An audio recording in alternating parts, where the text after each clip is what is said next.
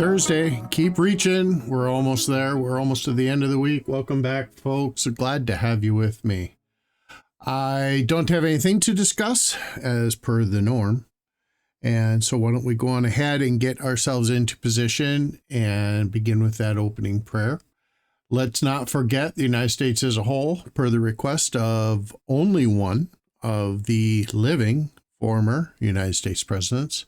Let's also not forget the entirety of the Midwest as they are recovering and battering down and recovering and mourning after several very, very violent storms have passed through, creating havoc. And let's also not forget for one of our own, the case of the two Freds, where illness and age have combined into one little personal tsunami for them. And let's ask for blessings there to help deal with that. So why don't I pause now and we'll go on ahead and I'll meet you on the other side. Alrighty, here we go with Esther chapter 1. King James on the left, New American on the right, in case you're watching on video, just in case you cannot understand what I'm saying due to this fantastically affected accent that I have, apparently, so I'm told. Or you would just like to read along and maybe be able to pronounce some of the proper nouns that I am slaughtering. So here we go with Esther chapter 1. Now it came to pass in the days of Ahasuerus, this is Ahasuerus, which reigned from India even unto Ethiopia, over 127 provinces, that in those days when the king Ahasuerus sat on the throne of his kingdom, which was in Shushan, the palace, in the 3rd year of his reign, he made a feast unto all his princes and his servants, the power of Persia and Media, the nobles and princes of the provinces, being before him. When he showed the riches of his glorious kingdom and the honor of his excellent majesty many days, even 180 days. And when these days were expired, the king made a feast unto all the people that were present in Shushan, the palace, both unto great and small, 7 days in the court of the garden of the king's palace, where were white, green, and blue hangings fastened with cords of fine linen, and purple to silver rings, and pillars made of marble. The beds were of gold and silver upon a pavement of red and blue and white and black marble. And they gave them to drink in vessels of gold, the vessels being diverse one from another, and royal wine in abundance, according to the state of the king. And the drinking was according to the law. None did compel. For so the king had appointed to all the officers of his house, that they should do according to every man's pleasure. Also Vashti the queen made a feast for the women in the royal house, which belonged to King Ahasuerus.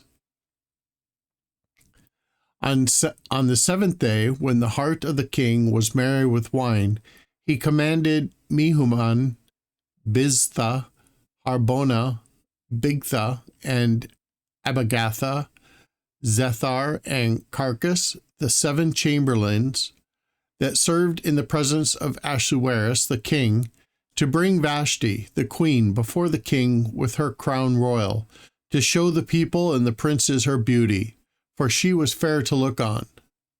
But the queen Vashti refused to come at the king's commandment by his chamberlains. Therefore was the king very wroth, and his anger burned in him. Then the king said to the wise men, which knew the times, for so was the king's manner towards all that knew law and judgment. And the next unto him was Carshena, Shethar, Admatha, Tarshish, Meres, Marsena, and Memucan, the 7 princes of Persia and Media, which saw the king's face, and which sat in the first and which sat the first in the kingdom? What shall we do unto the queen Vashti according to the law? Because she hath not performed the commandment of the king Ahasuerus by the chamberlains. And Memucan answered before the king and the princes, Vashti, the queen, hath not done wrong to the king only, but also to all the princes, and to all the people that are in all the provinces of the king Ahasuerus. For this deed of the queen shall come abroad unto all women, so that they shall despise their husbands in their eyes, when it shall be reported, the king Ahasuerus commanded Vashti the queen to be brought in before him, but she came not. Likewise shall the ladies of Persia and Media say this day unto all the king's princes, which have heard of the deed of the queen, thus shall there arise too much contempt and wrath.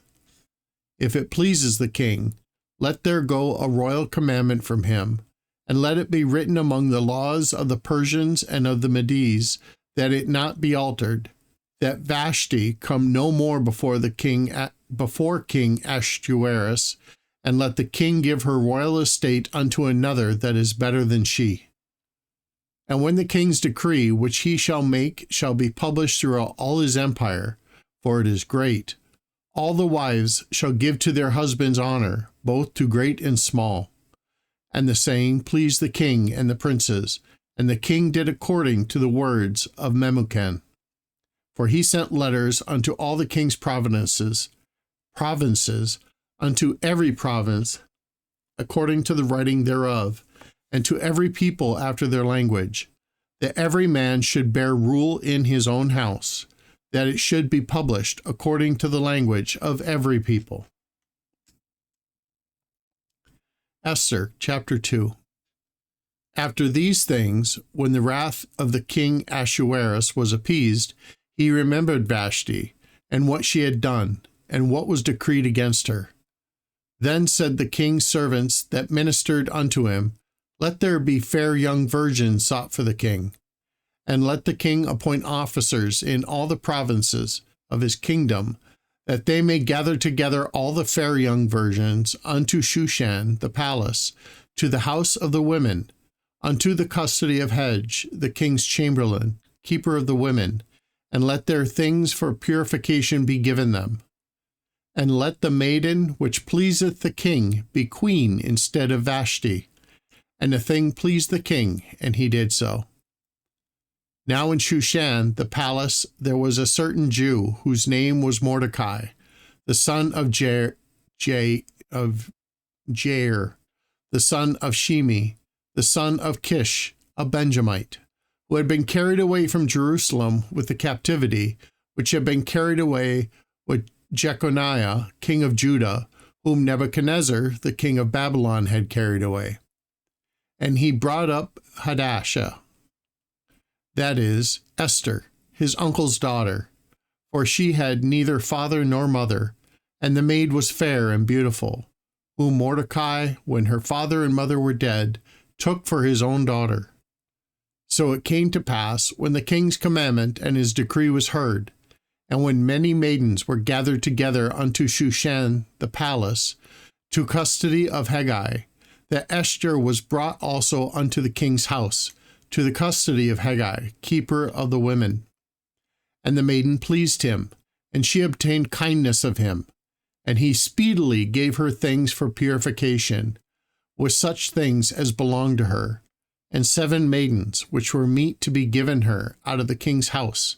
And he preferred her and her maids unto the best place of the house of the women. Esther had not shown her people nor her kindred, for Mordecai had charged her that she should not show it. And Mordecai walked every day before the court of the women's house, to know how Esther did, and what should become of her. Now when every maid's turn was come to go in to King Ahasuerus, after that she had been 12 months, according to the manner of the women, for so were the days of their purifications accomplished, to wit, 6 months with oil of myrrh, and 6 months with sweet odors, and with other things for the purifying of women. Then thus came every maiden unto the king. Whatsoever she desired was given her to go with her out of the house of the women unto the king's house. In the evening she went, and on the morrow she returned into the second house of the women to the custody of Shashgaz, the king's chamberlain, which kept the concubines. She came in unto the king no more, except the king delighted in her, and that she were called by name. Now when the turn of Esther, the daughter of Abihail, the uncle of Mordecai, who had taken her for his daughter, was come to go unto the king, she required nothing but what Haggai the king's chamberlain, the keeper of the women, appointed. And Esther obtained favor in the sight of all them that looked upon her. So Esther was taken unto King Ahasuerus unto his house royal in the 10th month, which is the month of Tebeth, in the 7th year of his reign.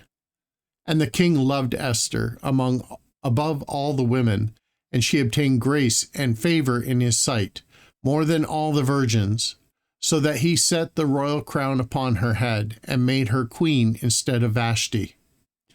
When the king made a great feast unto all his princes and his servants, even Esther's feast, and he made a release to the provinces, and gave gifts according to the state of the king. And when the virgins were gathered together the second time, then Mordecai sat in the king's gate. Esther had not yet showed her kindred nor her people, as Mordecai had charged her. For Esther did the commandment of Mordecai, like as when she was brought up with him. In those days, when Mordecai sat in the king's gate, 2 of the king's chamberlains, Bigthan and Teresh, of those which kept the door, were wroth, and sought to lay hands on the king Ahasuerus. And the thing was known to Mordecai, who told it unto Esther the queen. And Esther certified the king thereof in Mordecai's name. And when inquisition was made of the matter, it was found out. Therefore they were both hanged on a tree. And it was written in the book of the Chronicles before the king. Alrighty, everybody, that's going to conclude it. This is actually a fairly known story, but it parallels a lot of the things that are going on here on earth and here with those who believe. Never forget, God loves you.